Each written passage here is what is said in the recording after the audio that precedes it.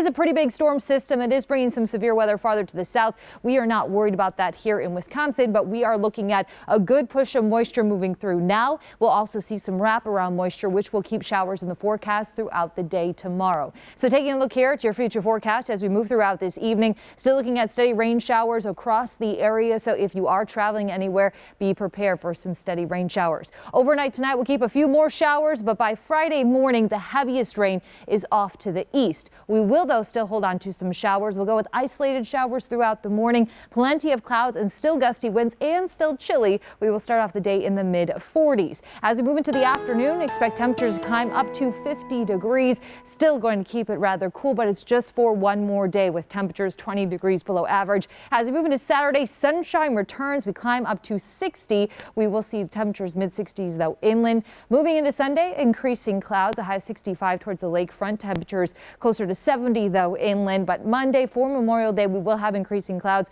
Chance for some showers late in the day. Highs back near average, near 70 degrees. Warmer air continues next week, but actually keeping us right near average. We'll have a slight chance for showers Tuesday and Wednesday, but more showers moving through on Thursday. So we just have to make it through about 24 more hours of this cold, rainy and windy weather before sunshine returns for the weekend.